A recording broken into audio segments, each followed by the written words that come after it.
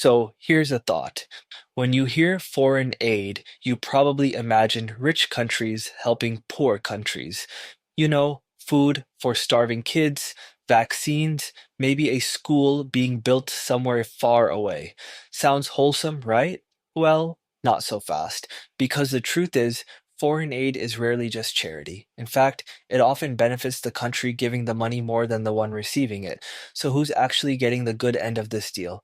Let's break it down. Section 1. What exactly is foreign aid?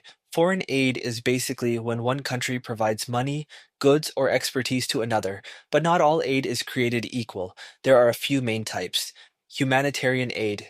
This is the emergency stuff. Earthquake, flood, famine, here's food, tents, and medicine.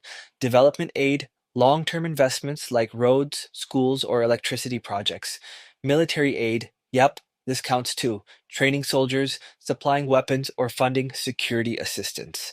So while some aid is genuinely about saving lives, a huge portion is tied to politics, economics, or military strategy. Section 2. Where does the money actually go? Here's something surprising. A big chunk of foreign aid never even leaves the donor country. Take the US, the world's largest foreign aid donor. A lot of its aid is tied aid, meaning the recipient has to spend that money on American goods or contractors. So imagine the US gives $500 million to country X. Sounds generous, but country X is required to hire US construction firms, buy US grain, and maybe even work with US consultants. Suddenly, most of that aid ends up right back in American pockets. In other words, it's kind of like giving someone a gift card, except the gift card only works in your own store. Section 3. Who actually benefits? All right, let's answer the big question. Who's really benefiting here? 1. The donor country. Aid buys influence. Want allies at the UN? Want access to natural resources? Want military bases overseas? Aid is basically the carrot. It's not charity, it's leverage. 2. Local elites. In some cases, the money never trickles down to the people who actually need it. Instead, it gets pocketed by politicians, contractors, or businesses close to the government. 3. Corporations and NGOs. U.S. defense contractors benefit from military aid. Development firms win contracts. Even charities and NGO get slices of the pie. And the poor communities this aid was meant for? Sometimes they see results, but sometimes they're left with almost nothing. Section 4. Does aid ever work?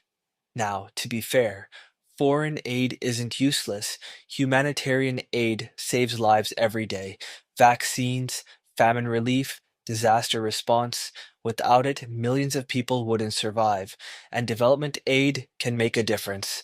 For example, massive vaccination campaigns funded by foreign aid helped nearly wipe out polio in many countries. But here's the flip side.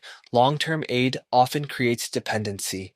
If a country is constantly relying on outside money to fund schools or healthcare, it never develops its own capacity.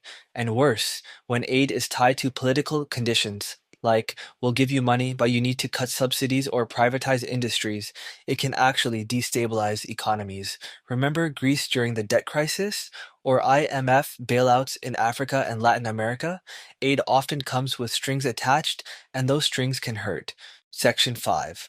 So, who really wins? Let's be honest, foreign aid is less about generosity and more about strategy. Donor countries strengthen their influence, corporations make profits, and local elites sometimes get rich.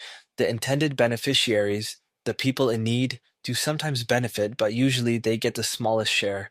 So, is foreign aid bad? Not always. It can save lives, stabilize disasters, and help rebuild countries.